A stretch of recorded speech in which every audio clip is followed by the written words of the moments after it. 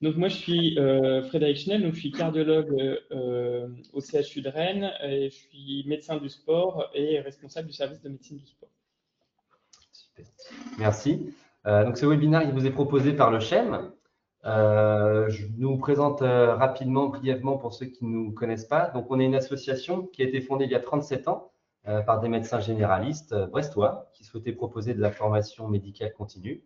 Depuis, le CHEM s'est déployé en ciblant plusieurs professions médicales. Aujourd'hui, on a un pôle infirmier, un pôle kiné, podologue, pharmacien, sage-femme, même ophtalmo et psychiatre. Et depuis quelques années, une école d'assistants médicaux également.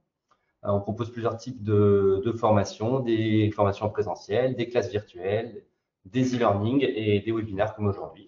Et on peut également faire des partenariats avec des FMC, des MSP, des CPTS locales. Si jamais vous voulez organiser des soirées DPC un peu sur mesure, n'hésitez pas à nous contacter en passant par le secrétariat. Pour que ce topo soit le plus interactif possible, n'hésitez pas à poser vos questions dans le chat. Vous pouvez les poser au fur et à mesure de la présentation. On essaiera d'y répondre un petit peu au fil de l'intervention. Et si on n'a pas le temps de répondre à tout, on se gardera un petit temps à la fin pour répondre à un maximum de questions. Voilà, donc je compte sur vous pour votre participation. Bon webinaire à tous. Et puis Frédéric, je te laisse la parole. Voilà, donc je reprends un petit peu mes conflits d'intérêts, qui ne sont pas vraiment relevants pour ce dont je vais vous parler aujourd'hui, mais pour être tout à fait transparent. Donc les objectifs qu'on vous avait proposés, qu'on avait concoctés avec le CHEM, donc c'est de parler, pour avoir une bonne visite et des bons conseils à vos pratiquants sur les éventuels risques cardiovasculaires à leur pratique. On s'est dit que la première chose, c'était déjà de resituer les choses en connaissant bien quelles étaient les pathologies cardiovasculaires qu'il faudra dépister. Et on va beaucoup insister sur des choses qui sont différentes en fonction de l'âge. Le cut-off habituellement utilisé, c'est 35 ans. On ne va pas chercher la même chose chez un jeune homme que chez un sportif vétéran. On ne va pas trop nous appesantir sur l'électrocardiogramme parce qu'il y a des formations spécifiques au CHEM là-dessus, mais on va quand même essayer de balayer les grosses notions, voir un petit peu les différents examens complémentaires que vous pourrez proposer. Quand est-ce qu'il faut envoyer votre patient chez le cardiologue? Qu'est-ce que vous pouvez faire de votre côté en attendant? Et puis aussi, parce qu'on a prévu un programme assez vaste, c'est aussi comment ensuite discuter de la reprise d'une activité physique, même quand votre patient il a une pathologie, et comprendre les principes de l'activité physique adaptée chez vos patients, que ce soit cardiologique ou autre. Donc, je vais commencer par un petit quiz. Donc, voilà, vous êtes plus de 100. Donc, on va voir comment vous répondez à cette première question. Donc, c'est un peu théorique. Hein.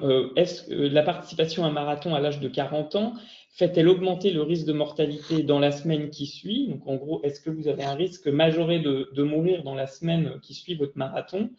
Et est-ce qu'il y a un risque augmenté ou pas dans les 10 ans qui suivent? Donc, je laisse Hervé lancer le sondage. Voilà. Et donc, on vous laisse répondre sur le sondage.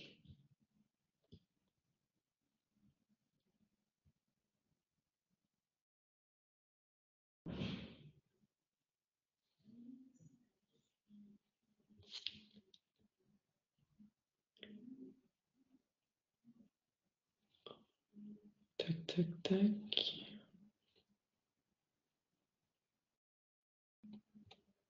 Bon, je pense qu'on peut... Je clôture. Et est-ce que si je clique sur fermer, vous le voyez? Alors, attendez, je vais noter tout comme ça. On verra si je fermer.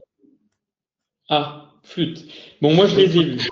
On avait vu les résultats juste avant. Il y avait Ouais. 90%. On peut le représenter si vous voulez. Ah bah oui, on peut le montrer. Sinon, j'ai les chiffres. Voilà. Vous êtes, en fait, c'est assez intéressant. Hein. Vous êtes assez partagé sur le risque immédiat. Est-ce qu'il y a un sur-risque immédiat ou pas? Ça, c'est assez intéressant. Par contre, vous êtes tous convaincus que à 10 ans, on ne va pas mourir plus prématurément. Et donc, c'est un peu toute la question qu'on a généralement. C'est effectivement, on vous dit, oui, il y a un surrisque aigu et des bénéfices au long terme. Donc ça, c'est vrai, mais on peut quand même regarder ce que dit la littérature à ce propos. Donc je ne vais pas forcément vous donner tout de suite la bonne réponse. Enfin, vous avez vu vite fait la bonne réponse. Je ferme le sondage, hein. Voilà. Donc, ça, c'est une étude toute récente, hein, parue en 2024, néerlandaise. Plus de 500 000 participants à ils ont appelé ça des événements sportifs de masse, donc des compétitions, plutôt de l'endurance, hein. Donc, plus de 500 000 sujets de 40 ans qui ont participé à des compétitions. Ils ont comparé ça à 200 000 sujets qui ne faisaient pas de compétition. Ils ont retrouvé 4 000 décès, 4 600 décès en globalité. Et donc, ils ont regardé ce qui se passait, je vais y arriver, dans les premiers jours, parce que l'idée, c'est qu'effectivement, si vous faites un arrêt cardiaque, vous n'allez pas être déclaré mort forcément tout de suite, mais ils se sont dit que ça serait dans la semaine. Et donc, vous voyez qu'il y a une augmentation non significative du risque associé à l'exercice aigu. Donc, finalement, il n'y avait pas plus de risque à participer à une pratique sportive de compétition, enfin, pas de sur-risque significatif. Donc, vous avez tous à peu près raison, hein, vous étiez 50-50, il n'y a rien de significatif. Le message, c'est plutôt non, il n'y a pas de sur-risque quand on regarde des populations larges. On discutera du risque individuel après. Ensuite, pour la mortalité à long terme, clairement, les participants à des compétitions avaient un risque de mourir bien plus faible, enfin en tout cas, ils mourraient plus tardivement que les autres. Et effectivement, ce qui veut dire qu'en fait, c'est pas le fait de faire une compétition ponctuelle, mais on s'attend que si vous faites de la compétition, c'est que vous entraînez régulièrement. Et donc, on revient bien sur la notion que l'activité physique au long cours, c'est quelque chose de bénéfique en termes de mortalité. Donc, c'est ce que je vous ai remis. Encore une autre, ça, c'est des vieilles études, hein, Lancet 98, qui montrent bien que le fait de passer de inactif à faire une activité physique occasionnelle, légère, modérée à intense ou intense, fait diminuer votre risque de mortalité, toute cause non cardiovasculaire et cardiovasculaire. Alors, la petite discussion de savoir si le beaucoup de sport et intense est encore bénéfique peut se poser. Ce qui est clairement vrai, c'est quand vous passez de rien à un peu et à modéré, vous avez clairement un gain en termes de mortalité. Donc, il faut encourager vos patients à avoir une activité physique. Là où on est un petit peu moins content, c'est quand on regarde cette étude italienne, là encore, elle a 20 ans, où ils ont regardé le taux de mort subite pour 100 000 personnes année. Donc, on multiplie le nombre de sujets fois la durée d'exposition. Et donc, on n'a pas de surrisque non cardiovasculaire, mais on a un surrisque cardiovasculaire. On a plus de mortalité chez les jeunes pendant qu'ils sont jeunes quand ils sont athlètes que non athlètes. Alors, ça veut pas, on n'a pas regardé ce qui se passait à 10 ans, à 20 ans, à 30 ans, à 50 ans, mais quand vous avez 18 ans, vous n'allez pas mourir moins, vous n'êtes pas protégé par l'activité sportive, donc vous avez un petit risque d'accident aigu, mais comme on vous l'a dit tout à l'heure, hein, au long cours, ce sera bénéfique. Alors, est-ce que c'est un problème de santé publique? La réponse est clairement non. C'est quelque chose qui est extrêmement rare. Hein. Faire une mort subite pendant la pratique sportive, c'est très rare. Hein, si on regarde la première étude, c'est des données françaises, hein, des lois Marijon, donc c'est des registres dans la région parisienne, donc qui s'appliquent bien à notre population française. Vous voyez qu'on a 4,6 cas par million et par an, donc on a quelque chose qui n'est pas fréquent. Pareil au niveau nord-américain, si on multiplie, on tombe sur la même chose. Et puis, une autre étude intéressante, c'est un registre parisien, là encore, où l'avantage, c'est qu'on a vraiment le nombre de personnes qui faisaient un événement sur le nombre de gens inscrits aux compétitions. Et il y a eu 13 événements cardiologiques sur plus de 500 000 sujets, donc ça vous fait un taux de 0,0025%. Donc, franchement, ce n'est pas un problème de santé publique. Alors, ce n'est pas pour ça qu'on ne va pas s'y intéresser, ce n'est pas pour ça qu'on va clôturer le webinaire tout de suite, mais c'est quand même pour nuancer toutes ces problématiques. Hein, parce qu'on peut entendre qu'on ne fait pas de dépistage, qu'on ne s'intéresse pas forcément à dépister ce risque très très faible, mais c'est sûr que quand vous voyez un patient en consultation et qui discute avec vous de sa pratique sportive, vous voulez stratifier au mieux le risque individuel et pas que sur des populations. Alors, comment il faut faire? Ça a été un petit peu le plan de la suite. C'est déjà là, on a fait des statistiques, on a dit que c'était rare, mais on n'a pas encore abordé de quoi décédaient ou pas les gens. Donc, il va falloir déjà savoir quelles sont les pathologies que l'on rencontre et qu'est-ce qu'on peut dépister et comment. Il va falloir faire le bon diagnostic et pour vous, on va aborder un peu, parce que vous allez voir que je vais vous parler de l'électrocardiogramme, que c'est un outil intéressant, il va falloir quand même l'interpréter avec les bons critères pour ne pas dépister des choses qui n'existent pas. Et puis ensuite, on abordera comment faire une fois que votre patient il a une pathologie déclarée, comment proposer le meilleur traitement pour réduire les risques. Donc ça, on ne va pas trop l'aborder, mais ça fait partie des choses dont il faudra s'intéresser. Et puis ensuite, comment proposer le meilleur conseil. Tout ça, c'est pour vous montrer que maintenant, on n'est plus sur on trouve une pathologie, on contre-indique.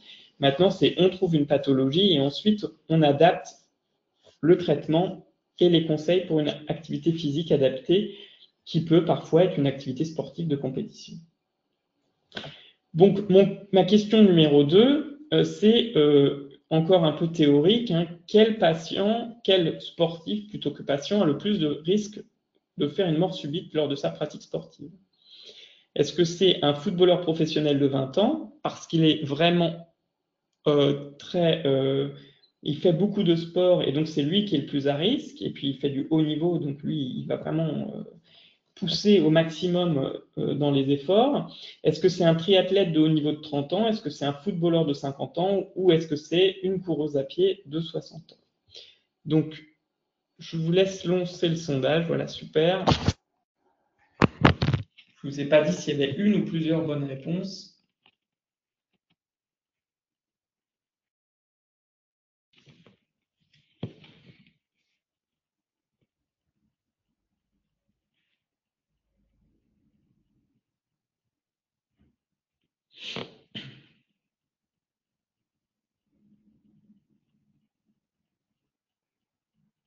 Je pense qu'on peut clôturer.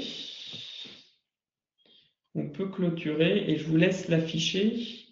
Du coup, c'est affiché, du coup, avec les statistiques. Ouais, c'est ça. Et par contre, après, tu peux fermer si tu veux. Voilà, donc la réponse que vous m'avez donnée le plus, que vous nous avez donné le plus, c'est le footballeur de 55 ans, suivi par le footballeur professionnel de 20 ans, suivi par le triathlète de haut niveau de 30 ans, suivi par la coureuse à pied de 60 ans. Donc effectivement, je suis d'accord avec la majorité d'entre vous, la personne la plus à risque, c'est l'homme autour de 50 ans. Hein, c'est lui le plus à risque. C'est ce que nous disent tous les registres. Hein. Là, c'est un registre allemand publié en 2016. Donc allemand parce que c'est intéressant d'avoir des données un peu européennes. La première chose, c'est que la première chose, c'est que la cause la plus souvent retrouvée, c'est en fait ne pas retrouver du tout de cause.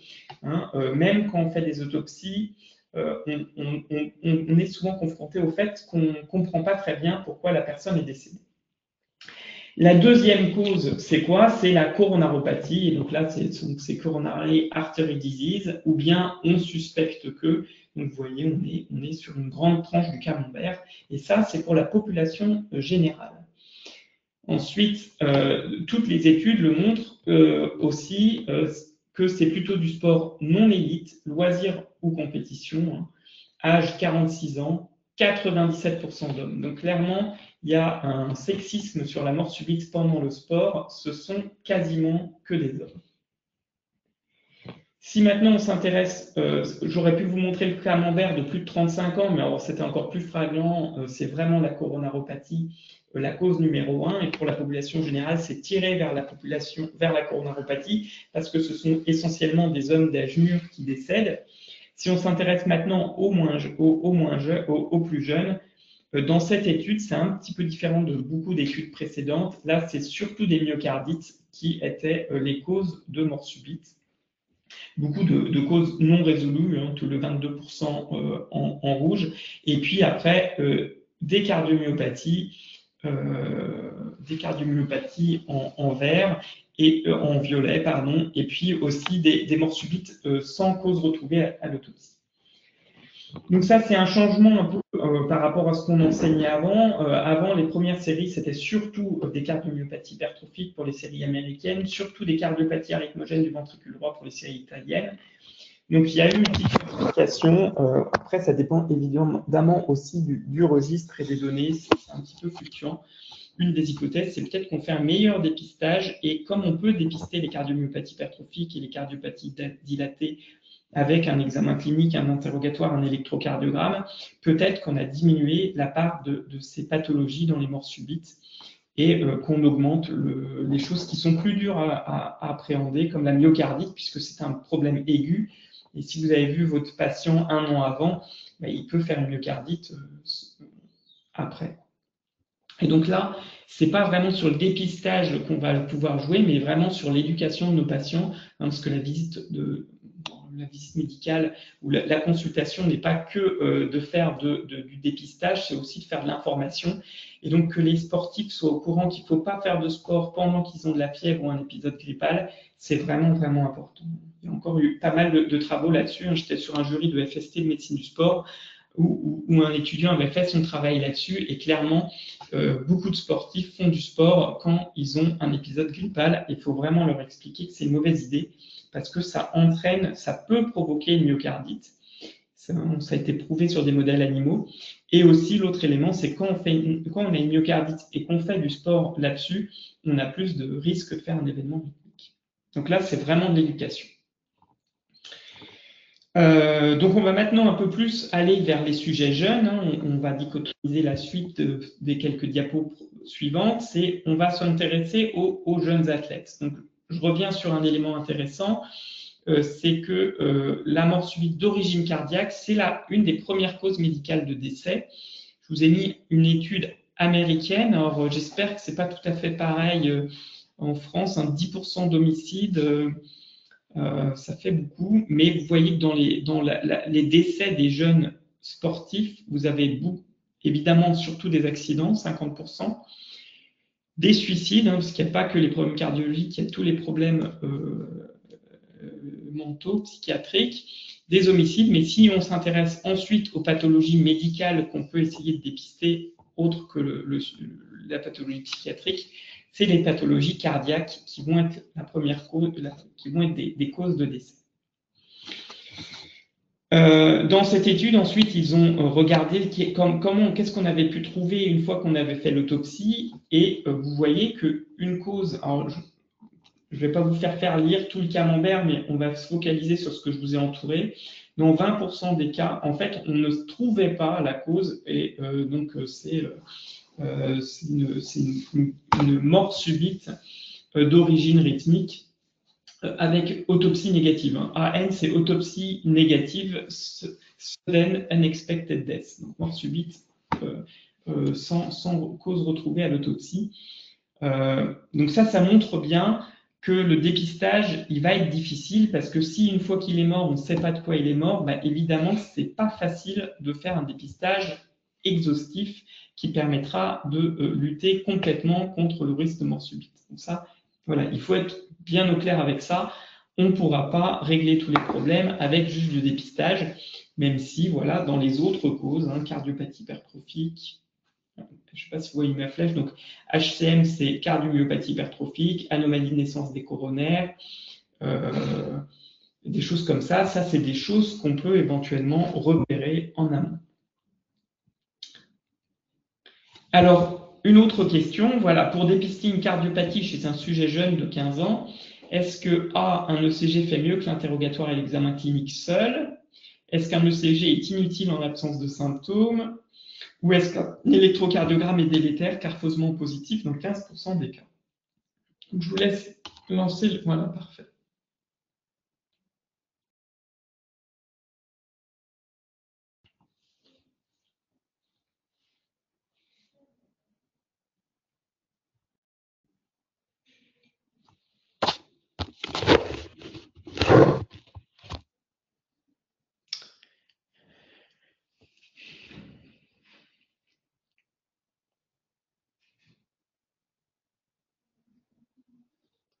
Donc voilà, je pense que ça s'est stabilisé. Je pense qu'on peut regarder la réponse.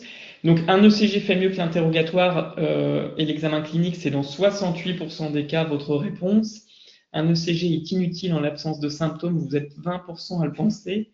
Est-ce qu'un ECG est délétère car faussement positif dans 15% des cas, vous êtes 13% à le penser. Donc, globalement, plutôt quand même un petit sentiment que l'électrocardiogramme peut servir à quelque chose. Donc, je vais essayer de vous montrer les études qui sont intéressées à ce sujet. Et j'ai exprès pris une étude américaine puisque, par tradition, les Américains étaient plutôt relativement hostiles à l'électrocardiogramme pour beaucoup de raisons. Par le fait que ce n'était pas forcément les médecins qui faisaient les visites de non-contre-indication, par le fait que les examens n'ont absolument pas le même coût aux États-Unis qu'en France. Et donc, faire un électrocardiogramme aux États-Unis, c'est beaucoup plus cher que de le faire en France. Et donc, pourtant, il y a une étude parue en 2019 où ils ont comparé un questionnaire de l'American Heart Association aux 14 points. Alors, ce n'est pas vraiment un questionnaire, c'est pas vraiment un auto-questionnaire, on va dire, mais beaucoup de choses qui peuvent être renseignées par le patient lui-même. C'est est-ce qu'il a des symptômes, douleur cardiaque, dyspnée, est-ce qu'il y a des syncopes, des palpitations, est-ce qu'on a déjà dit qu'il y avait un souffle, est-ce que la pression artérielle est élevée, est-ce qu'on les a déjà restreints de la pratique sportive, est-ce qu'ils ont déjà eu un examen cardiologique demandé par leur médecin, parce qu'on se dit, bon, si le médecin l'a déjà envoyé chez le cardiologue, c'est peut-être qu'il y a un petit souci. Une histoire familiale de mort subite prématurée, donc vous voyez, ils ont mis avant 50 ans, donc chez des apparentés de premier degré, c'est-à-dire papa, maman, frères et sœurs, et enfants éventuellement, mais là on s'intéresse aux jeunes, donc c'est plus trop ça. Des pathologies cardiaques qui listent un peu un souffle, une anomalie des poux fémoraux, des signes en faveur de Marfan ou une HTA. Et bien vous voyez que, alors regardez que le haut de la diapo, la sensibilité et la spécificité, on est évidemment bien meilleur avec l'électrocardiogramme que sans. Alors je suis tout à fait d'accord que si on regarde maintenant la valeur prédictive positive, elle n'est pas très élevée, puisque je vous ai dit qu'on partait sur des choses extrêmement rares. Mais en tout cas, l'ECG fait mieux que l'examen clinique et l'interrogatoire seul. Et évidemment, il n'est pas question de faire un ECG déconnecté du reste de l'examen, notamment l'interrogatoire. Donc, je vous ai mis en jaune vraiment les trucs vraiment importants. Il est évidemment important de parler des symptômes avec votre patient, encore que je pense que s'il en a, il viendra vous voir de toute façon. Et là où vraiment il faut être très, très, très regardant, c'est sur les antécédents familiaux. Alors, c'est facile quand vous êtes le médecin traitant de l'ensemble de la famille. C'est un peu plus compliqué quand vous voyez le patient juste pour un avis ponctuel. Et c'est là aussi où il faut vraiment essayer de creuser le maximum, parce que, essayer de récupérer les documents, essayer vraiment de savoir ce qui s'est passé. Parce que des fois, lors de la visite, le patient, le sportif, ne va pas être très précis dans ce qu'il vous dit. Et voilà, les antécédents familiaux, c'est vraiment un truc super important à rechercher. Alors voilà la position de la Société française de cardiologie. Je ne vous ai pas dit que c'est la position du Collège des enseignants de médecine générale ou que c'est la position complète de tout le monde. Mais voilà ce qui avait été posé par la Société française de cardiologie et qu'on a revalidé récemment avec un consensus du groupe Exercice Réadaptation Sport de la Société française de cardiologie et du Club des cardiologues du sport. On a dit qu'entre 12 et 35 ans, alors chez les jeunes, l'idée c'est de commencer plutôt qu'à partir de 12 ans le dépistage cardiovasculaire. Il y a des études que je ne vous montre pas où ils se sont posés la question de dire on peut peut-être commencer à 10 ans et c'était plutôt avec des bons résultats. Et donc on insistait sur le fait qu'il faut un interrogatoire vraiment policier, personnel, familial, un examen clinique standard, et puis de faire un électrocardiogramme tous les 3 ans jusqu'à 20 ans, puis tous les 5 ans jusqu'à 35 ans. Ça ne veut pas dire qu'on s'arrête à 35 ans, mais après 35 ans, puisque c'est essentiellement de la coronaropathie, l'électrocardiogramme de repos, il arrive un peu tard, parce que quand vous avez déjà une séquelle d'infarctus sur l'ECG, c'est qu'en termes de prévention, on n'a pas été optimal. Et ensuite, il faut que tout soit normal. Si votre jeune qui a 16 ans vient vous voir en disant « mon papa il a une cardiopathie hypertrophique », que vous fassiez l'électro, qu'il soit normal ou pas normal, de toute façon, il faudra l'envoyer chez le cardiologue parce qu'il sera important qu'il soit dépisté de cette pathologie. Et ensuite, bah, s'il y a une anomalie, ça ne veut pas dire qu'il y a une pathologie, ça veut dire qu'il faut faire des examens ciblés pour ensuite discuter au mieux de la conduite à tenir. On a une petite question, Frédéric. Oui. Par rapport à la réalisation de cette ECG, est-ce que c'est valable quel que soit le sport pratiqué? Et peut-être par extension, est-ce que ça vaut le coup de faire un ECG à tous les patients qui viennent nous voir, même pour autre chose qu'un certificat de sport? Alors ça, je ne vais pas trop me risquer sur cette réponse-là. Moi, mon sentiment, c'est que si on en avait les moyens, je ne pense pas que ce soit déraisonnable de faire un électrocardiogramme à une population générale. C'est beaucoup moins fait. Il y a quelques études avec des résultats. En fait, c'est toujours compliqué aussi de les interpréter, hein, parce que évidemment qu'on ne va pas trouver énormément de pathologies. Mais moi, je n'aurais pas de scrupule à faire des électrocardiogrammes un peu plus larges. Mais il n'y a pas vraiment de recommandation ni dans un sens ni dans l'autre. Donc, je vais avoir du mal à vous donner des choses très robustes. Puis c'est pareil pour l'interprétation de l'électrocardiogramme. Il y a des choses très robustes sur l'électrocardiogramme de l'athlète. Parce que comme ça a été recommandé, on a beaucoup de séries. On est très fort sur savoir ce qui est normal ou pas. Et on connaît bien le taux de faux positifs, faux négatifs, etc. C'est plus dur en population générale, même si voilà, moi, mes enfants, ils auront un électro à 12 ans qui fasse du sport ou pas. Mais bon, ça c'est un avis vraiment personnel, quoi. Et la deuxième question, c'était... Non, c'était est-ce qu'on fait l'électro à tout le monde? Il y avait une autre question, non? C'était moi, du coup, qui, par extension, quelques sport et donc en population générale. Et après, on a une autre question par rapport aux antécédents de mort subite. Est-ce qu'un antécédent de mort subite chez un nourrisson, c'est quelque chose qui va nous intéresser dans ce contexte, ou est-ce qu'on parle plutôt des adultes jeunes? Ah, c'est des bonnes questions. Je le prends quand même en compte, parce que c'est pas aussi fort, je pense, qu'un décès à un âge plus... il faut évidemment plus se méfier d'un décès d'un enfant de 10 ans que d'une mort subite inexpliquée du nourrisson, parce que c'est pas que des causes cardiologiques, mais c'est vrai que je le prends en compte en pratique, quoi.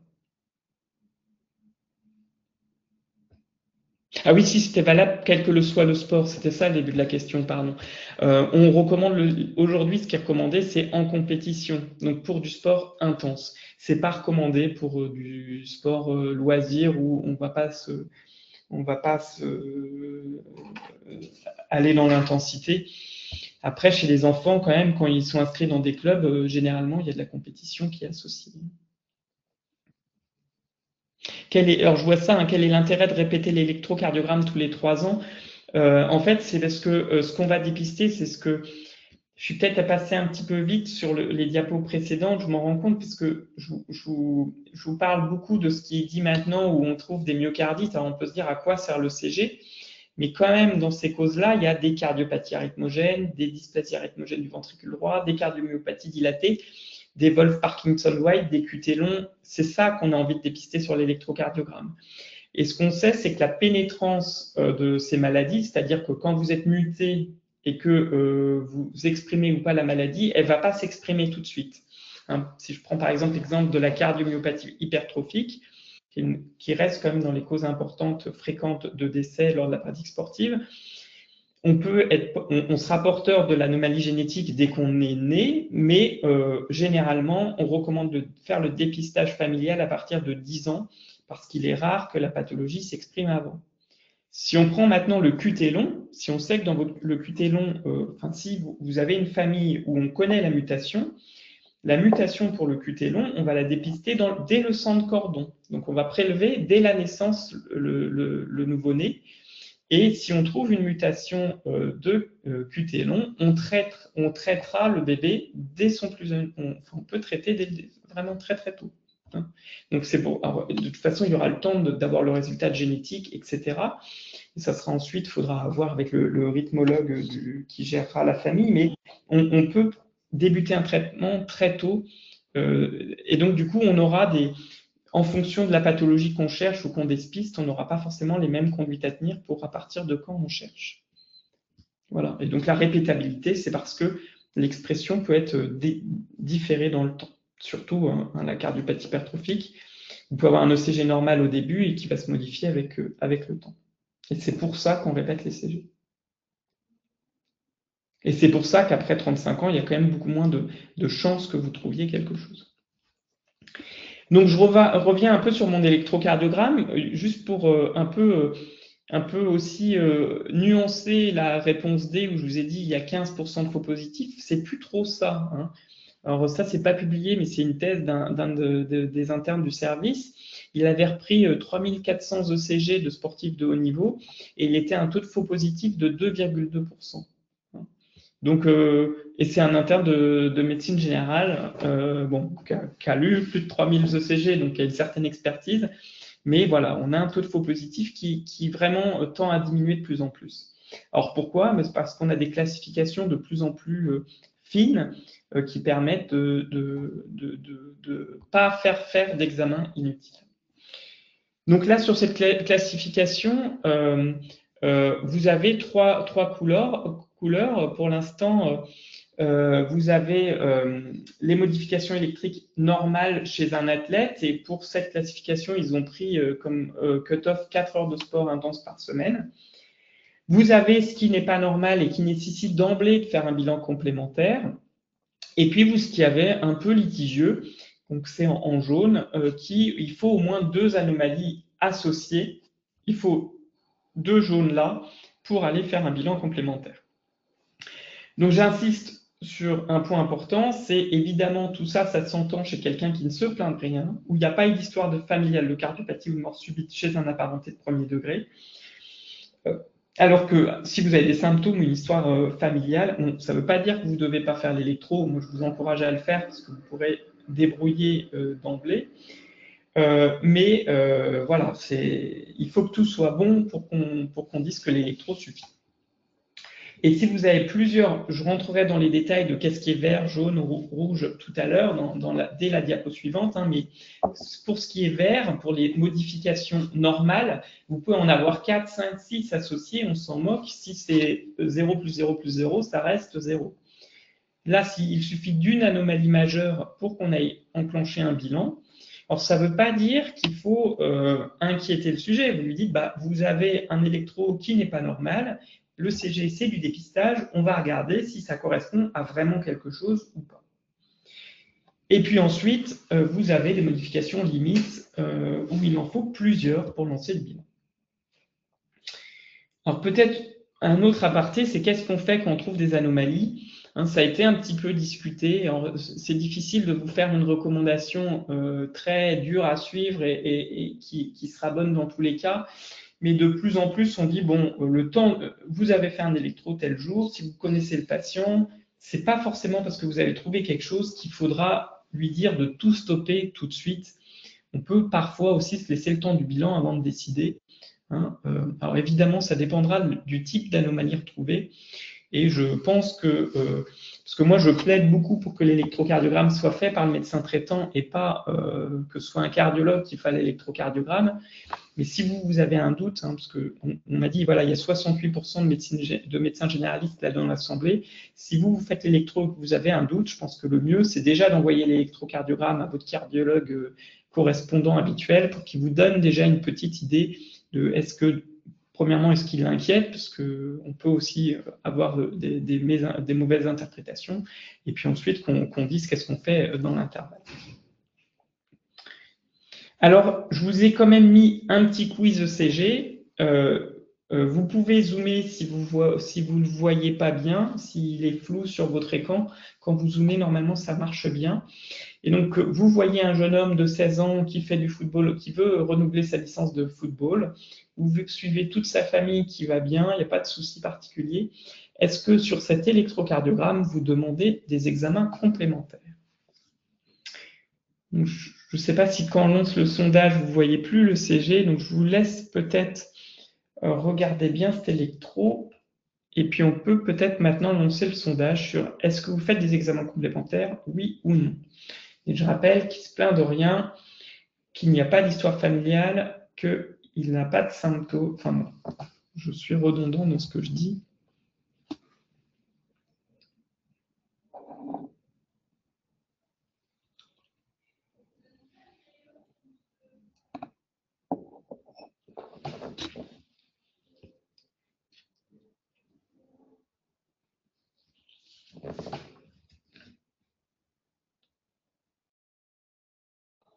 Donc, vous êtes à peu près 70 sur 100. Vous êtes 50% à avoir voté. Donc bon, il est terminé. Bon, du coup, vous avez voté pour oui. Bon, bah, je suis ennuyé. Parce que typiquement, cet électrocardiogramme, si à la fin de la présentation, vous dites qu'il est normal, j'aurais gagné quelque chose. Qu'est-ce qui est troublant peut-être sur cet électrocardiogramme? Peut-être le sus décalage. Enfin, je pense que le rythme, tout le monde est d'accord pour dire qu'il est sinusal. Le PR, il me choque pas spécialement. Les QRS, ah oui, il y a une hypertrophie ventriculaire gauche électrique. J'espère que je vais réussir à vous convaincre qu'on s'en moque complètement et que dans cette indication de visite de non-contre-indication, si je suis un jeune sportif, il faudrait mieux ne pas calculer le Sokolov parce que vous gagnerez du temps et vous éviterez de vous poser des questions. Et puis peut-être que l'autre truc qui peut vous perturber, c'est la repolarisation précoce avec le petit sus décalage, mais je vous ai bien dit qu'il ne se plaignait de rien. Il n'est pas tachycarde, il n'a pas de douleur dans la poitrine, donc il n'a pas de péricardite. Et puis, je ne pense pas qu'à 16 ans, il fasse un infarctus et surtout, il n'y a pas de miroir. Donc, je ne sais pas si c'est ces éléments-là qui vous perturbaient. N'hésitez pas un petit peu à noter dans le chat s'il y avait d'autres choses qui vous embêtaient sur cet électrocardiogramme. Généralement, c'est l'HVG, la repolarisation précoce. C'est beaucoup des électrocardiogrammes que je reçois où je dis bah non, il est normal et on n'en fait rien. Donc pour moi, il n'y avait aucun souci sur cet électro. Donc qu'est-ce qu'il faut retenir de la classification donc, de Dresner ou de Sharma en fonction des publications? C'est qu'on s'en moque de l'augmentation du voltage des QRS, aussi bien l'hypertrophie ventriculaire gauche que l'hypertrophie ventriculaire droite électrique. Ça n'a aucune importance. Donc, je vous ai mis comment les calculer, et puis je voyais que vous demandiez à ce que vous ayez les schémas. Je crois que tout est enregistré, vous pourrez re-regarder, et vous pourrez très facilement retrouver soit la publication Princeps, ou sinon un peu d'autopromotion. J'avais fait quelque chose pour la presse médicale en français. Donc, l'augmentation du voltage des QRS, on s'en moque. Ça, c'est peut-être vraiment le message clé d'aujourd'hui. Le bloc de branche droit incomplet, bah ça c'est un quart de la population, on s'en moque. La repolarisation précoce, c'est-à-dire une surélévation du point J, que ce soit avec des petits empattements, des petits crocetages, tout ça c'est après le QRS, on s'en moque. Ça n'a vraiment aucune importance. Et puis, il ne faut pas vous dire qu'il fait un infarctus ou une péricardite, il se plaint de rien. Alors, je sais bien que vous aurez du mal à le faire, mais au pire, vous lui faites faire quelques flexions. Normalement, cette repolarisation précoce va disparaître, mais je pense que c'est même une perte de temps. Vous n'avez pas que ça à le faire. Si maintenant on regarde des trucs un petit peu plus compliqués, là, autant l'autre, ça m'embête ça m'embêterait qu'à la fin de cette journée, et puis encore plus si vous faites les formations sur le CG, vous soyez embêté par ça. Donc, repolarisation précoce, HVG, il faut vraiment retenir qu'on s'en moque. Maintenant, ça, c'est un électrocardiogramme qui est peut-être un peu plus compliqué. Donc, je ne vous ai pas mis de quiz. Je vous laisse peut-être zoomer sur la repolarisation. Voilà. On a des ondes T, on a une petite sus décalage, un petit surélévation du point J, là, avec une onde T qui est plutôt biphasique, au-dessus, en dessous, au-dessus, en dessous, en V1, V2, V3. Alors, est-ce que ça peut être normal? La réponse est oui, ça peut être normal chez deux types de populations. Un, chez les jeunes, de V1 à V3, on a le droit d'avoir des ondes T négatives avant 16 ans. Alors, on pourrait être plus précis en disant avant la puberté, etc., mais c'est quand même pas si facile de savoir qui est pubère, pas pubère, etc. Qu'est-ce qu'on considère comme puberté? Est-ce qu'un jeune de 13 ans qui fait déjà 1m80 et qui fait de la natation en compétition, il est prépubère ou postpubère? Bon, ils ont simplifié les choses en disant avant ou après 16 ans.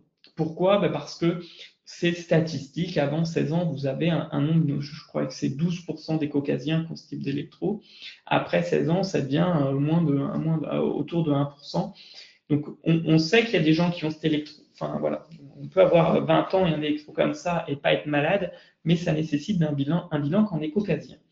L'autre élément, et ce n'est pas du racisme, c'est une réalité, on n'a pas le même électrocardiogramme en fonction de l'ethnie. Qu'on soit caucasien, asiatique, afro-caribéen, on n'a pas tout à fait le même électrocardiogramme. Et on a le droit d'avoir un électrocardiogramme quand on est d'origine afro-caribéenne, avec cet aspect-là jusqu'en V4. On pourrait l'avoir jusque-là. Ça serait physiologique et je pourrais vous en manquer des tonnes. Donc, je vous ai mis en rouge ce qui n'est pas normal, mais je vais bien vous le redétailler après. Donc là, c'est pas de bilan, il n'y a pas besoin de l'envoyer chez le cardiologue. Les autres choses normales, c'est d'avoir une bradycardie. Frédéric, peut-être Oui. sur le de repolarisation précoce, on avait une petite question. Peut-être que tu peux revenir rapidement dessus par rapport à la différence entre l'aspect de repolarisation précoce et le syndrome de Brugada, pour rassurer tout le monde. Voilà. Hop, j'avance un peu, je l'avais prévu. Ça, c'est un Brugada avec un aspect de sus-décalage et un aspect très raide là. C'est pas la même chose. Donc évidemment, si vous avez un doute sur un Brugada, vous n'hésitez pas à envoyer le tracé, l'électrocardiogramme au cardiologue. Ça, c'est pas dur. Je pense qu'il vaut mieux envoyer les CG que le patient. Hein. C'est un gain de temps pour tout le monde. Hein. Maintenant, il y a plein de solutions pour faire de la téléexpertise. Donc ça, c'est vraiment ce sus-décalage. Celui-là, ça, c'est un Brugada. Alors que... tac, tac, tac. Là, on n'a pas du tout cet aspect-là. Bon, de 1, c'est pas en V1, V2, mais on peut parfois être un peu perturbé entre un espèce de bloc de branche droit et le Brugada. Je vous dis pas que c'est toujours facile, hein, mais voilà, ça c'est pas le même aspect de la repolarisation. Et là c'est plus souple, c'est la partie toute droite qui descend, c'est pas le même aspect. Hein. On est d'accord hein, que ça n'a pas la même physionomie. Et pour le Brugada, quand vous avez un doute, en fait, quand vous avez un aspect suspicieux, comme là, il ne faut pas hésiter à remonter les électrodes d'un espace intercostal et ça peut montrer plus cet aspect de Brugada. Mais à contrario, il faut faire attention de ne pas mettre vos électrodes trop haut parce que ça démasque mieux le Brugada, mais alors du coup, ça en crée plein qui n'en sont pas. Donc, il ne faut pas mettre vos électrodes trop haut. Et un bon moyen de se dire que l'électrode n'est pas trop haut, c'est que les ondes P, si vos ondes P sont toutes négatives en V1, V2, c'est probablement que vous mettez généralement vos électrodes trop haut. Alors, on peut avoir des ondes P négatives en V1, V2 de manière un peu pathologique sur l'hypertrophie atriale gauche. Mais si sur tous vos ECG, les ondes P sont négatives en V1, V2, c'est que vous les mettez systématiquement un petit peu trop haut. Voilà, donc pour le SUS-ST.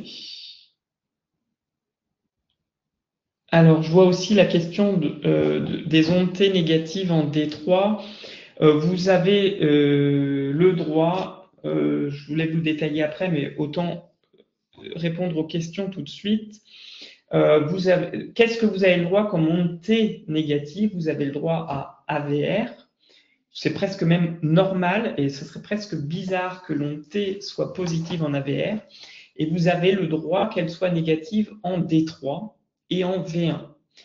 Et je vous ai pas encore dit, mais pour que ce soit pathologique, c'est plus d'1 millimètre en profondeur dans au moins deux dérivations du même territoire.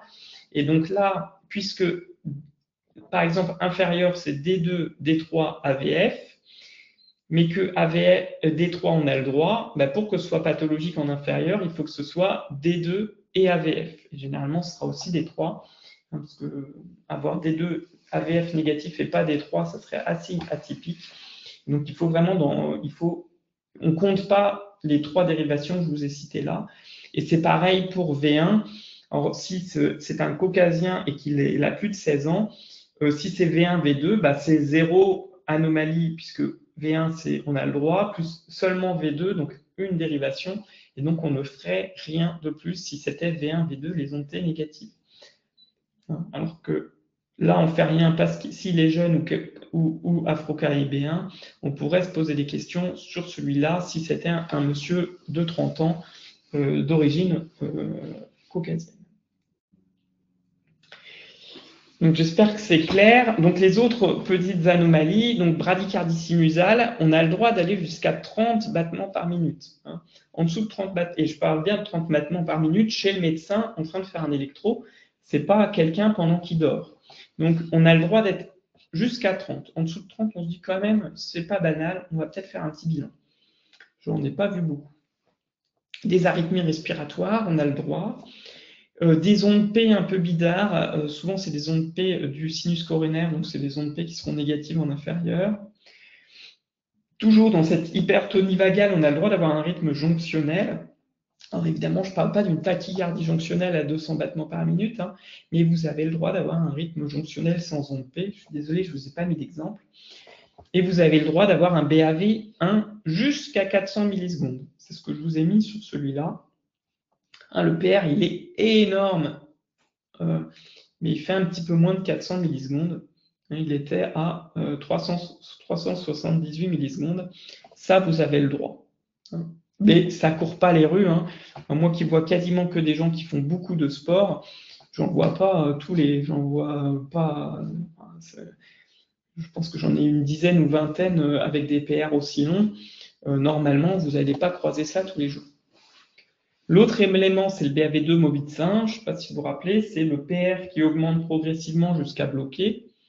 C'est l'exemple que je vous ai mis là, avec un intervalle PR qui est bien plus court après mon P bloqué qu'avant. Ça a augmenté progressivement, ça bloque, et puis vous voyez là que le PR est bien plus court que là. Là, c'est pareil, c'est normal, il n'y a pas besoin de faire de bilan, sauf évidemment s'il vient vous dire en disant qu'il a syncopé, là vous aurez le droit de vous poser, enfin vous serez en devoir de vous poser des questions, mais s'il est asymptomatique, on n'en fait rien. Si maintenant ça vous chagrine, un des moyens de vous en sortir, mais c'est absolument pas nécessaire, moi je le fais parce que j'ai envie d'avoir des beaux tracés pour mes présentations, mais si vous avez un PR très long ou un BAV2 Mobitsin, vous pouvez dire au patient de se lever et vous faites l'électro pendant qu'il est debout. Normalement, il s'accélère parce qu'il se met debout et ça suffit à régler le problème du trouble conductif. Maintenant, donc toutes ces modifications vertes, elles n'ont aucune importance. Maintenant, il y a ce qui est un peu limite et qui nécessite de faire des bilans si vous avez des associations. Donc, c'est les déviations axiales, c'est des définitions un peu plus strictes que ce qu'on peut voir. Hein. On a beaucoup de définitions sur qu'est-ce qu'un axe gauche, un axe droit, une hypertrophie atriale gauche, une hypertrophie atriale droite. Dans ces recos, ils ont mis des choses relativement dures, quoi. Déviation axiale gauche, c'est un axe entre moins 30 et moins 90. L'hypertrophie atriale gauche, là, il y a beaucoup de conditions pour pouvoir parler d'hypertrophie atriale gauche. C'est une onde P de plus de 120 millisecondes, donc 3 petits carreaux en D1, D2, avec une portion négative de plus d'1 millimètre en profondeur et plus de 1 millimètre en durée. 40 millisecondes, c'est 1 millimètre. Donc, il faut vraiment, vraiment beaucoup de critères pour pouvoir parler d'hypertrophie atriale gauche. Ce n'est pas juste l'onde P un peu biphasique en V1. Une déviation axiale droite, c'est plus de 120, c'est pas juste au-dessus de 90, c'est plus de 120. Et puis l'hypertrophie atriale droite, là pour le coup, c'est un critère assez standard, c'est 2 carreaux et demi en inférieur.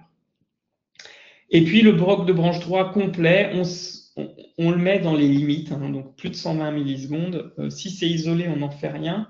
Si c'est associé à une hypertrophie atriale droite, une déviation axiale droite, on va conseiller de faire au moins une échographie cardiaque.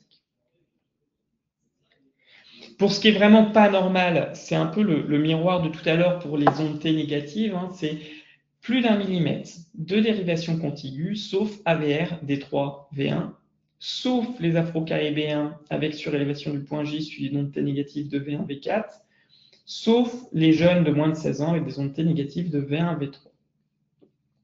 Et puis pour les deux autres électrocardiogrames, j'en ai souvent un autre, mais je l'ai effacé.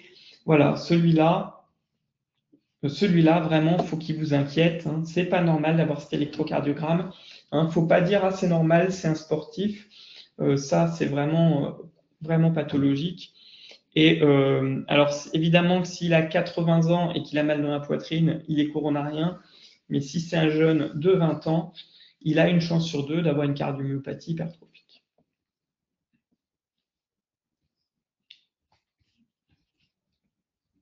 Pardon, j'essaie de passer la diapo, mais comme j'ai zoomé, ça marche pas bien. Voilà. Les autres bizarreries, c'est les ondes Q. Et là encore, ils ont été relativement stricts dans ces recommandations. C'est de dire, c'est pas toute onde Q. Pour parler d'onde Q, au lieu de parler dans ces recommandations, au lieu de parler de valeurs brutes en millimètres, ils ont dit, OK, bon, si vous avez une grosse HVG électrique, évidemment que votre onde Q, elle va être relativement importante. Donc, c'est une histoire de ratio entre le Q et le R. Et si votre onde Q fait plus d'un quart, au moins un quart de votre onde R, oui, c'est pas normal. Si elle fait plus de 40 millisecondes, oui, elle n'est pas normale.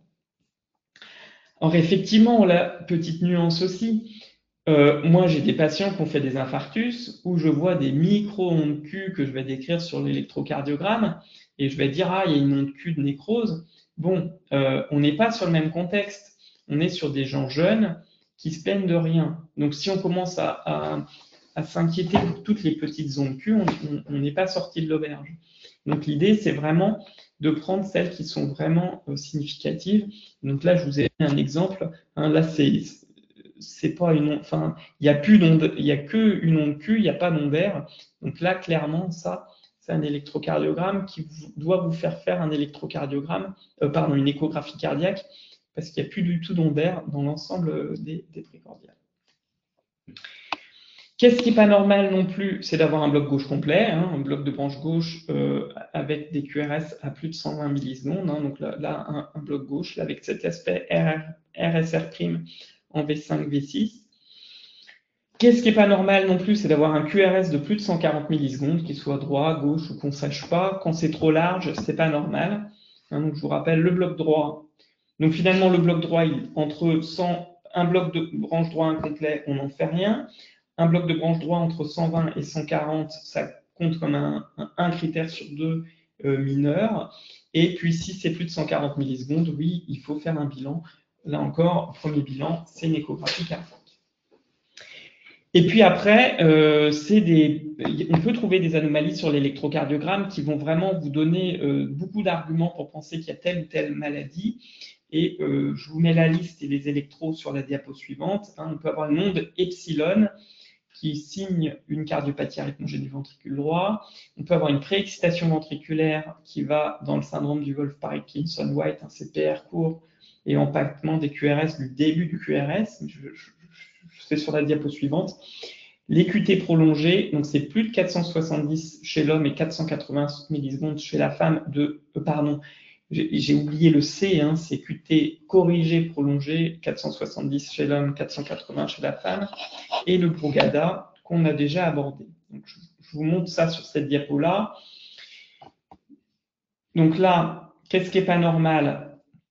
On lit l'électrocardiogramme de gauche à droite, et où est-ce qu'on voit le mieux les choses? C'est là.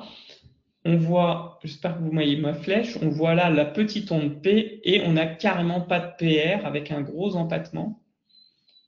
Donc ça signe la préexcitation ventriculaire. Qu'est-ce qu'on voit aussi? Et puis si on ne regarde pas de gauche à droite, on aurait plutôt tiqué sur les troubles de repolarisation, avec les ondes T négatives en D1, en AVL et de V1 à V6. Mais c'est vraiment tout ça, en fait, ça s'intègre dans cette préexcitation ventriculaire. Donc ça nécessite un bilan pour voir si cette voie accessoire est à risque ou pas. Un autre exemple, vraiment, alors là, je vous montre des choses assez rares. L'onde epsilon, c'est ce petit zigouigoui dans la fin du QRS. Alors vous pouvez en voir plein partout, des QRS un peu fragmentés, des petits machins comme ça. Mais sur cet électrocardiogramme où j'ai zoomé en V1, V2, donc c'est essentiellement V1, V2, V3. Et puis l'autre élément, c'est que vous avez un microvoltage, des ondes T négatives. Il ne faut pas en commencer à en voir partout, mais je voulais quand même vous en montrer. Le Brugada, on l'a déjà abordé, donc cet aspect de sus-décalage en antérieur. Et puis le QT long, là, sur cet exemple-là, même la machine l'a trouvé, QT allongé, elle dit 523 millisecondes de corrigé. Est-ce qu'il faut faire confiance à la machine? Bon, dans la majorité des cas, quand votre électrocardiogramme n'est pas artefacté, la machine ne dit pas trop de bêtises. Après, ce que je vous recommande de faire, surtout quand vous avez un doute, c'est de mesurer vous-même. Comment est-ce qu'on fait? Ben, on regarde plutôt V5, hein, on regarde la partie descend. Si on veut vraiment bien faire, on ne prend pas juste le point, mais on trace une tangente sur la partie descendante de long T, et puis on va mesurer entre là, et on va rapporter ça à la racine carrée du RR précédent. Donc là, pour celui-là, je vous ai montré là-dessus, mais il faudrait plutôt mesurer le QT sur celui-là et le RR sur le précédent. Et puis souvent, la machine, quand vous ne trompez pas sur l'intervalle brut, elle ne se trompe pas beaucoup sur la division. Donc si vous êtes d'accord sur votre valeur du QT brut, généralement, vous pouvez faire confiance à la machine pour le reste, sauf si évidemment le patient il est très irrégulier avec des choses un peu particulières. Voilà, et donc là c'est pareil, retenir qu'on n'a pas les mêmes valeurs seuil que chez le non-athlète, puisque on est sur 470 millisecondes de QT corrigé selon Bazette chez l'homme et 480 chez la femme. Donc vous voyez les petites variations en fonction du sexe. Dans les autres anomalies, c'est être à moins de 30 par minute sur un électro, c'est quand même vraiment lent. C'est avoir des pauses de plus de 3 secondes, c'est avoir un PR de plus de 400, un BAV2 Mobitz 2, un BAV complet, plein d'arythmies, être en FA, en flotteur, ou au moins 2 extrasystoles ventriculaires sur un tracé. Voilà, on a un peu fait le tour de l'électro. Je sais que ça fait un peu catalogue et que c'est un peu compliqué de tout aborder dans le temps requis. Mais voilà, je ne sais pas si vous avez des questions là-dessus ou si on verra ça tout à l'heure. Je pense que c'est intéressant pour vous de relire ça un peu à tête reposée, parce que c'est quand même un examen qui est très utile pour dépister les cardiopathie. Frédéric, est-ce que tu peux expliquer pourquoi est-ce que le BAV2 Mobitz 1 est normal, alors que le BAV2 Mobitz 2 et les autres BAV sont totalement anormaux? Quel est le risque? En fait, c'est que ça bloque pas au même niveau et que en fait le BAV2 Mobitz 1 c'est juste un signe d'hypertonie vagale et que il n'y a pas de risque à ça, quoi. Et ça va pas dégénérer en bloc de plus haut degré, quoi. Donc c'est vraiment on est sur un truc physiologique comme le PR allongé, quoi. Et plus de 400, on se dit que quand même ça court pas les rues et que ça nécessite quand même de vérifier qu'il n'y ait pas d'autre chose, quoi. Mais c'est vraiment le niveau où ça bloque qui n'est pas pareil entre ces deux types de blocs. On a une question également sur la morphologie des ESV. Oui. Est-ce qu'elle est importante? Si on a un retard droit, un retard gauche? Oui. C'est des bonnes questions parce qu'on ne va pas chercher les mêmes pathologies en fonction d'extrastole de retard droit, de retard gauche. Mais là, pour le coup, je pense que c'est trop complexe d'aborder ça aujourd'hui. Et ouais, là, ça devient un peu. Mais on va pas chercher. Il y a effectivement certaines extrasystoles qui sont bénignes, les extrasystoles infundibulaires. Elles sont bénignes, mais donc c'est des extrasystoles qui viennent à retard gauche, donc qui viennent du ventricule droit, qui sont positives en inférieur. Enfin, il y a des types d'extrasystoles qui sont bénignes, mais je pense que voilà, le premier truc, c'est de dire s'il y en a plus de 2, quand même, ça nécessite qu'on se pose des questions. Et pour ceux qui veulent aller encore plus loin, oui, c'est intéressant de regarder tout ça, mais voilà, je pense qu'il faut, voilà, il reste moins d'une demi-heure. Donc si maintenant on veut passer un peu sur le sujet plus, alors j'ai peut-être encore un petit truc sur les sujets jeunes. Je vais assez vite aller là-dessus, juste vous faire la conclusion. C'est une des grosses questions, alors ça se pose surtout chez le cardiologue qui dit oui, je vais faire une écho systématique chez tous les gens qui viennent pour faire du sport. En fait, les études de coût-efficacité montrent que c'est complètement déraisonnable, surtout dans nos contextes de pénurie médicale. Là, c'est une étude où ils avaient regardé est-ce qu'il fallait faire une écho systématique ou uniquement guidée par des suspicions. Bon, on diminue le coût de 50%. Bon, c'est évidemment pas des coûts français, parce que la consultation de médecine du sport est à 137 $, et le CG à 45 €. On n'est pas sur ces coûts-là, mais bon, n'empêche que ça n'a pas de sens, quoi. Donc, pas d'écho systématique, même si, oui, il y a de la place pour l'écho. quand il y a une histoire familiale de cardiopathie chez la parenté de premier degré, des symptômes, un souffle, un ECG pas normal, c'est un excellent examen pour stratifier le risque en cas de cardiomyopathie. Et puis oui, il y a certaines ligues professionnelles qui le demandent, hein. On fait des échographies cardiaques systématiques à tous les footballeurs professionnels.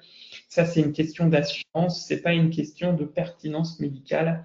Et puis effectivement, c'est pas la sécurité sociale qui paye, c'est généralement le club. Et quand vous mettez en balance une écho de 100 € et un contrat à 100 000 € mensuels pour un joueur de Ligue 1 moyen, ben effectivement, eux, ça leur pose pas de souci de faire une écho. Donc il y a quand même quelques fédérations qui demandent des échos systématiques.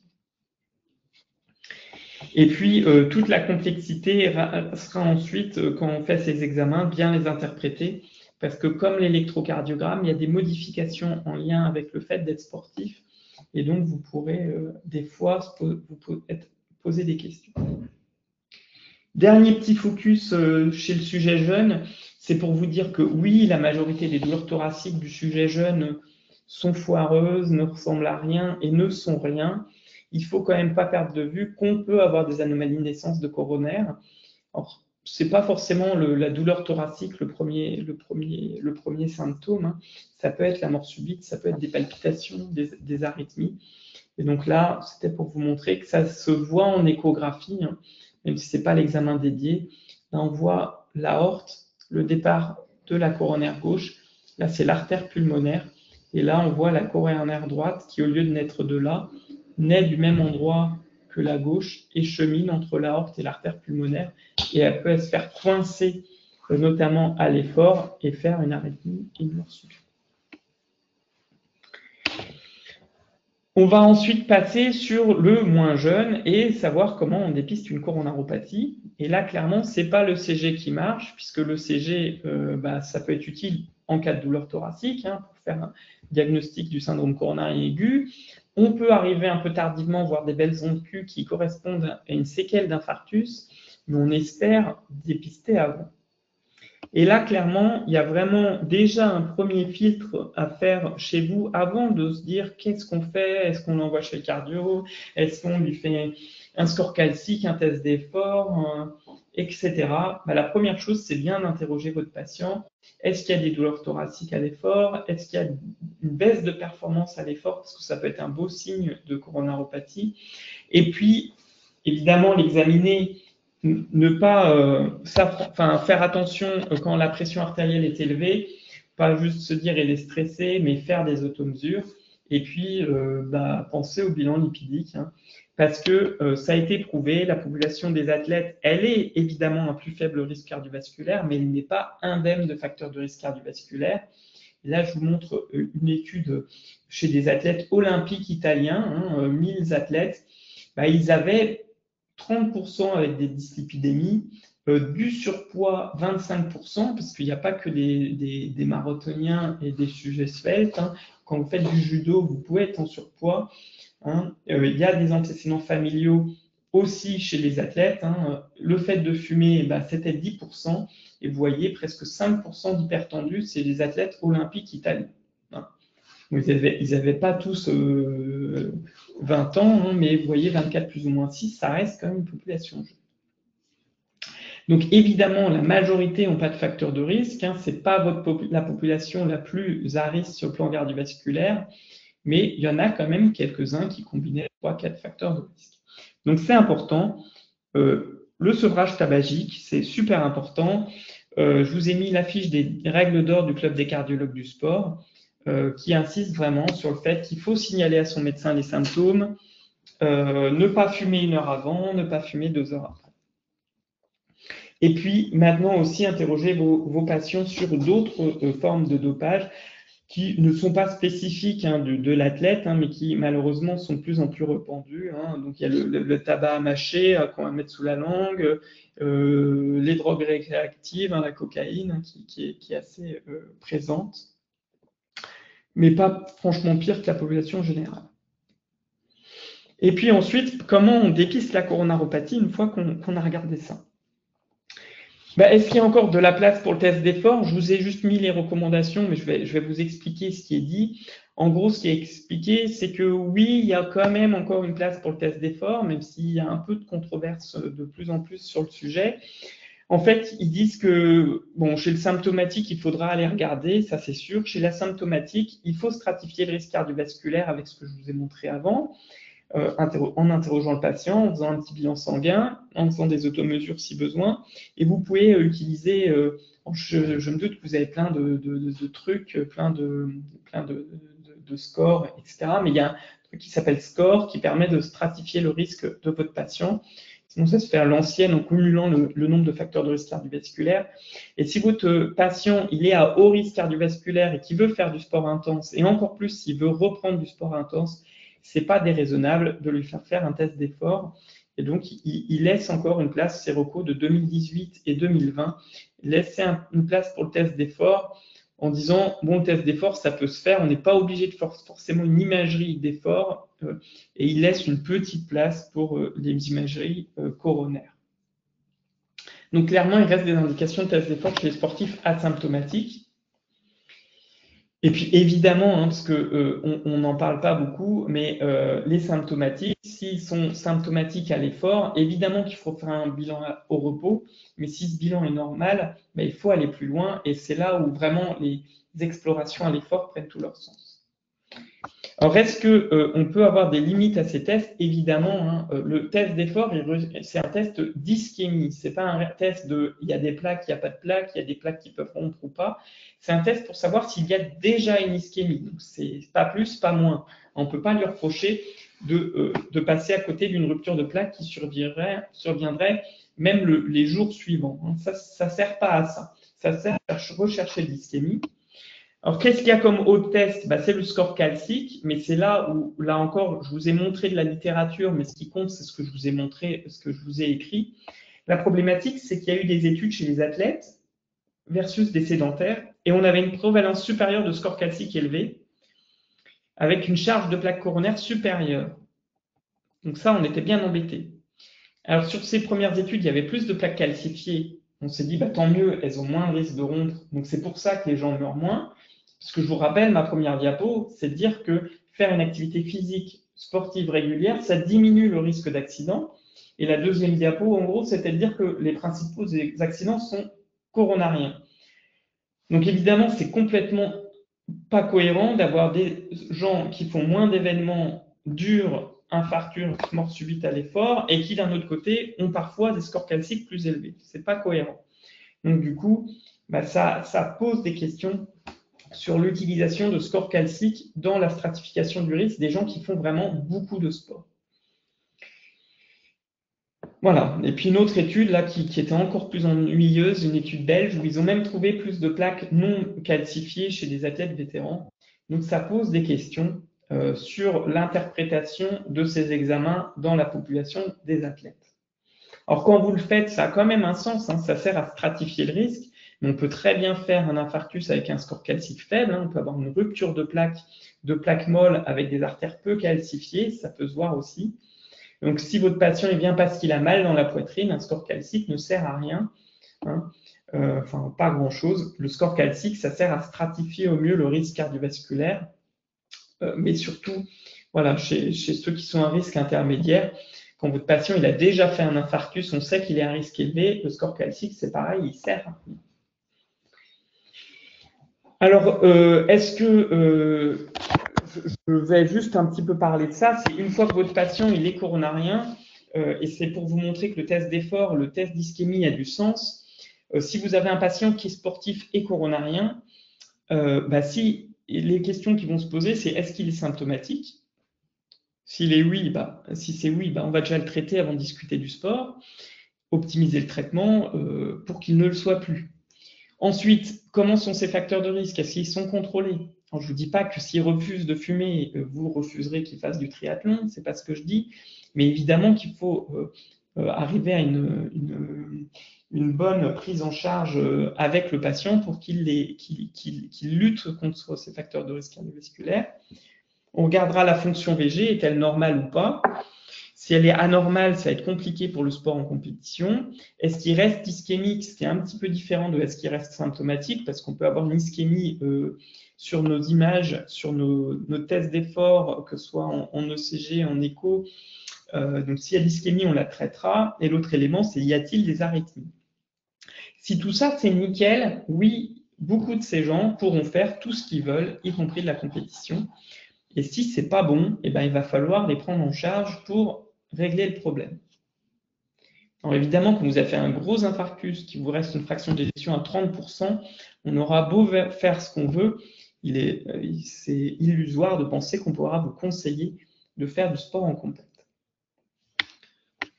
Et c'est tout aussi après toute la question ensuite un peu plus large que la coronaropathie de la stratification du risque en cas de cardiopathie. Là, je vous ai mis l'exemple de la cardiopathie hypertrophique. Alors, pourquoi je vous ai mis ça? C'est pour insister sur le fait que avant, on disait vous êtes malade, arrêtez de faire du sport. Maintenant, on dit bon, vous êtes malade, ok, mais on va essayer de prédire le risque qu'il se passe un truc à l'effort. Et ça, c'est assez compliqué. Ça nécessite qu'on fasse des examens plus qu'avant, puisqu'il faudra vraiment essayer d'être le plus fin possible pour ajuster vraiment les conseils à chaque patient. Et puis pour finalement arriver sur une prescription d'activité physique et sportive en cas de cardiopathie ou de risque cardiovasculaire élevé, et pouvoir ensuite expliquer à la personne là qui est devenue un patient à quelle fréquence il doit faire une activité physique, il peut faire une activité physique, à quelle intensité. C'est surtout là qu'on sera relativement... c'est là où je limite le plus mes patients. Je ne les limite pas forcément sur le nombre de sorties, mais plutôt sur l'intensité de leur sortie. Et puis des conseils qu'il faudra leur donner sur quels sports sont plus à risque. Je vous ai mis des trucs là qui nous embêtent. La plongée bouteille, l'escalade non assurée. Là, c'est sûr que s'il y a une petite syncope, ça peut mal se passer. Et puis, tous les conseils qu'on aura à leur donner sur attention à l'environnement, la température, le trop chaud, le trop froid, la pollution, l'altitude. Aller en haut du Mont Blanc quand on est coronarien avec d'une ischémie résiduelle, c'est pas du tout une bonne idée.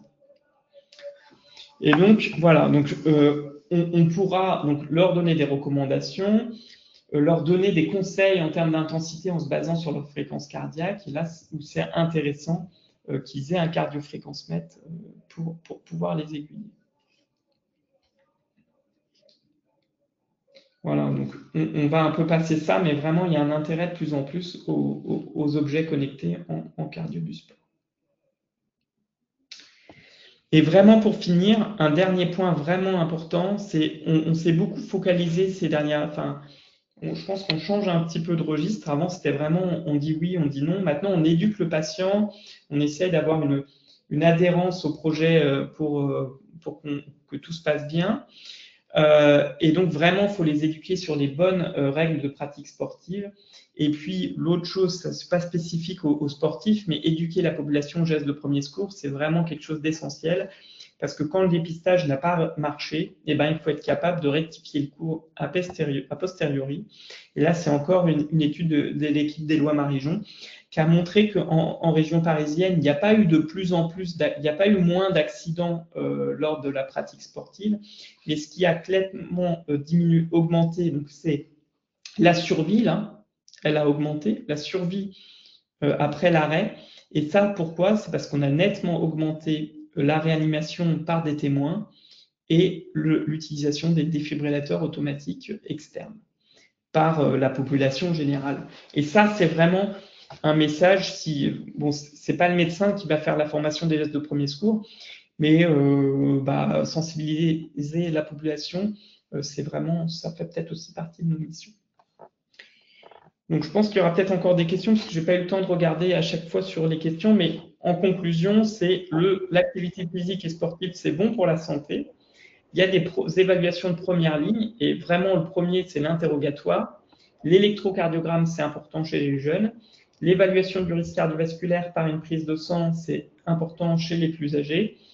Et puis ensuite, il y a les examens de deuxième intention qui ne sont pas forcément ce que vous prescriverez vous, puisque vous l'enverrez chez le cardiologue qui verra bien ce qu'il a envie de faire, une écho, une évaluation à l'effort, un score calcique, que sais-je.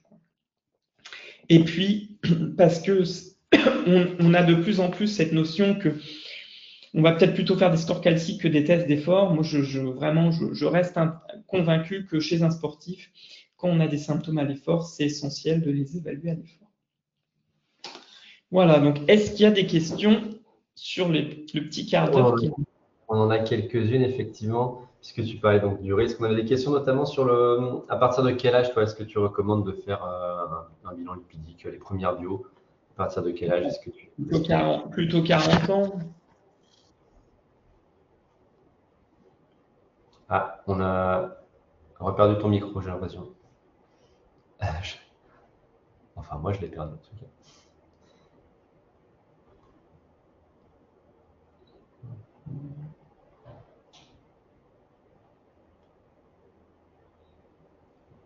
Moi, je ne t'entends pas. Hervé, je ne sais pas si… Là, c'est bon? Oui, c'est bon. Pardon.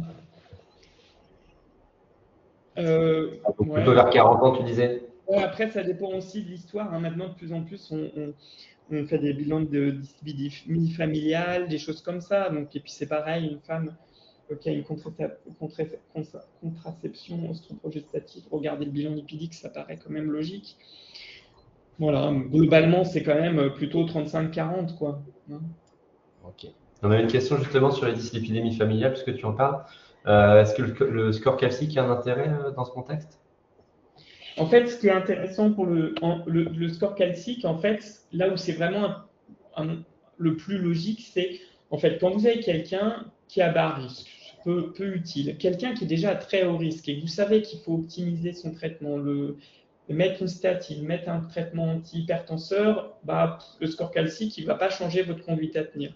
Par contre, quand vous avez quelqu'un qui a juste un LDL qui n'est pas complètement dans les clous, parce que quand vous voyez les dernières cibles pour être dans les clous, c'est quand même chaud, justement, quand vous êtes un peu à risque intermédiaire, on peut très bien faire un score calcique et dire, bon, aujourd'hui, il est normal, on ne traite pas, ou regardez, il est élevé, il n'est pas normal, on va traiter. C'est plutôt là où il est intéressant, quoi, dans les risques intermédiaires hauts, où justement, il peut changer la conduite à tenir et faire mettre un traitement. Mais en tout cas, pour moi, le score calcique, ce n'est pas un examen de contre-indication ou non-contre-indication du sport. Hein. C'est peut-être le prétexte lors d'une visite, mais pour moi, je ne vais pas me baser là-dessus pour orienter la pratique sportive, puisque finalement, même un patient qui a été revascularisé, prenons un patient qui a un angor d'effort, donc on sait qu'il a des artères qui sont…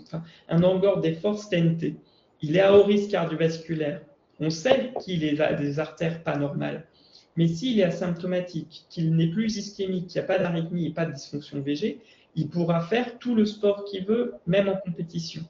Donc, ce n'est pas le score calcique qui va me faire dire non, lui, il n'a pas le droit ou il a le droit. Et maintenant, justement, j'arrive à… des fois, la situation est inverse. On m'envoie des gens avec des scores calciques élevés, on leur a contre-indiqué le sport et on me dit maintenant, qu'est-ce qu'on fait? Je pense que voilà, là voilà, c'est une évolution des choses un peu. Ok, merci. On a une question sur l'intérêt du coup de l'ECG en dehors de la population jeune, chez les patients plus âgés. Est-ce qu'on se contente des facteurs de risque cardiovasculaire ou est-ce que l'ECG a un intérêt? En fait, généralement, on le fait. Hein. On le fait, mais il a moins de pertinence. Et puis, c'est sûr que si vous l'envoyez chez le cardiologue, on ne fait pas de consultation de cardio sans électro. Donc, ils auront un électro. Mais il est moins utile parce que alors, j'ai déjà fait le diagnostic de cardiopathie hypertrophique à 80 ans chez quelqu'un qui n'avait jamais eu de bilan. Mais si quelqu'un a déjà eu plein d'électrocardiogrammes, il est quand même peu probable qu'on trouve la cardiopathie hypertrophique sur un électro à 80 ans. Et à l'inverse, si on n'a pas de CG au cabinet de médecine générale, qu'est-ce que tu recommandes? Est-ce qu'on se contente uniquement de la bio? Est-ce qu'on doit adresser le patient pour faire au moins un ECG de temps en temps à un cardiologue? Alors, chez le sujet jeune, moi, je plaide plus pour que l'ECG du sportif soit fait par soit par le médecin traitant, soit par un médecin du sport. Et donc, ça ne me choquerait pas du tout que le médecin traitant qui veut faire un électrocardiogramme à un sujet jeune l'envoie à un médecin du sport plutôt qu'à un cardiologue. Moi, ça me paraîtrait une façon de faire. Ou si parce qu'il y a quand même de plus en plus de cabinets où on n'est pas tout seul, il y en a peut-être un qui est un peu plus intéressé par cette question-là. Bon, moi, je reste convaincu que l'électro, c'est utile chez les jeunes. Et Et qu'est-ce que puis, tu si vous penses voulez l'adresser cardiologue, vous pouvez. Qu'est-ce que tu penses de la suppression du certificat médical du coup systématique de non-contre-indication pour la pratique course à pied, marathon, trail? Alors, sur le fond, que ce soit le patient qui décide et pas le médecin, ça ne me choque pas du tout et ça peut être une très bonne évolution. Là où ça m'inquiète un peu plus, c'est que sans doute que les gens vont moins consulter et qu'on fera moins de dépistage. Enfin, je pense qu'on va plutôt arriver vers moins de dépistage. Voilà. Après, j'ai pas spécialement vu un raccourcissement de mes délais de consultation depuis que ça n'existe plus. Donc les gens, on les envoie toujours. Donc je pense que le temps va nous le dire. Moi, je ne suis pas contre la responsabilisation du patient et qui décide lui-même parce qu'on lui dit oui ou non, mais moi, ça ne me choque pas qu'il ait le droit de participer à la discussion de qu'est-ce qu'il a envie de faire et qu'il ait le droit de prendre ses responsabilités aussi. Voilà. On a des questions sur les valvulopathies. Faut-il diminuer l'intensité du sport chez un adulte de 60 ans avec une valve bicuspide très sténotique, mais peu symptomatique? Qui est quoi? En attente Très sténotique? Les questions. En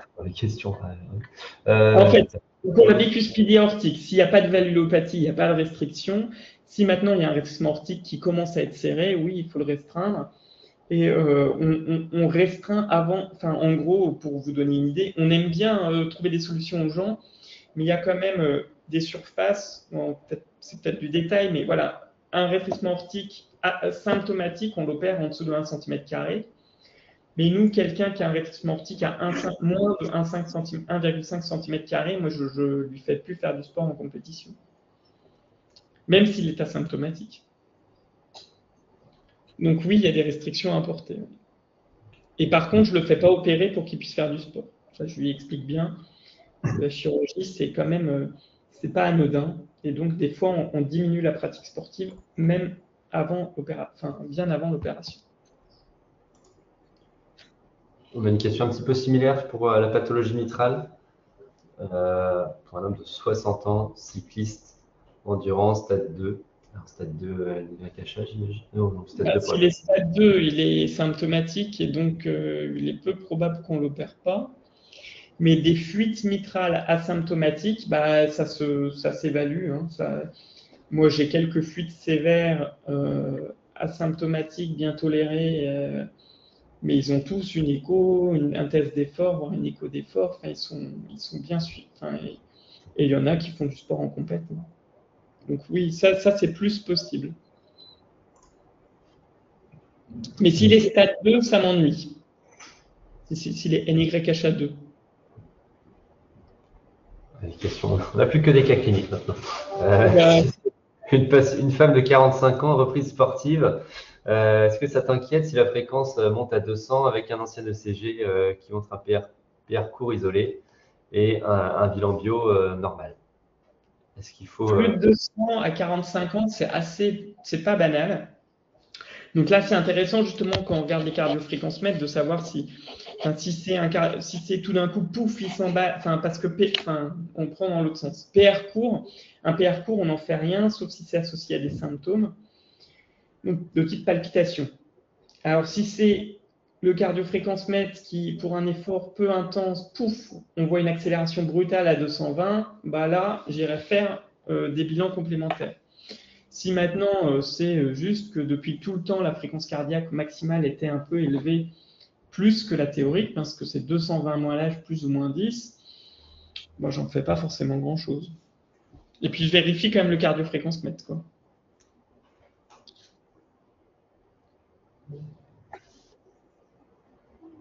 Ok, il n'y a pas l'air d'avoir d'autres questions. Quand on arrive à la fin, peut-être qu'on peut... Ah, une dernière. Est-ce que tu peux reprojeter peut-être les 10 règles d'or Après, Alors le ça, webinaire sera disponible sont, en replay. elles sont facilement téléchargeables sur le site du Club des cardiologues du sport. Vous avez le droit de les imprimer, hein. Je suis dans le bureau, donc je peux vous dire ça. Elles sont faites pour être imprimées, pour être. Avant, on les fournissait, maintenant, on ne les fournit plus. Mais si vous avez envie de les télécharger, de les imprimer, de les afficher dans votre salle d'attente, on sera tout à fait ravis. Et c'est fait pour ça. Ok. Eh bien, on va conclure. S'il n'y a plus de questions, on arrive à 14 h, les consultations vont reprendre. Je veux bien que tu m'affiches les dernières diapos, s'il te plaît. Merci à tous pour votre participation. Donc, si vous avez la volonté de vous former davantage à la cardiologie, on a au CHEM des formations pour aller un peu plus loin, notamment sur l'hypertension, l'insuffisance cardiaque, pour les médecins généralistes et également pour les infirmiers et les assistants médicaux. Probablement une formation également à l'ECG, comme disait Frédéric, l'année prochaine en classe virtuelle. Si vous voulez approfondir le sujet, ce sera avec plaisir. J'ai encore quelques petites diapos après. Pardon. Encore 2 autres. J'étais sur le chat alors. Oui, ça c'est les prochains webinaires qui sont déjà programmés. On en a un sur le diabète de type 2 début octobre et sur la fiscalité en novembre. Et après, la dernière, je crois. Voilà. Qu'est-ce que c'était? Oui, c'est les ressources du CHEM. Donc, si vous souhaitez retrouver nos précédents webinaires, ce webinaire y compris, et également des podcasts, vous pouvez scanner le petit QR code, vous trouverez tout ça sinon sur le YouTube du CHEM. Et je pense que c'était ma dernière. Tu me confirmes, Frédéric? Merci. Yes, c'est bien ça. Donc, merci à tous pour votre participation. Et bon courage à tous pour la reprise des consultations. Frédéric également. Ouais, merci beaucoup. Bon. Merci à tous. Bon après-midi.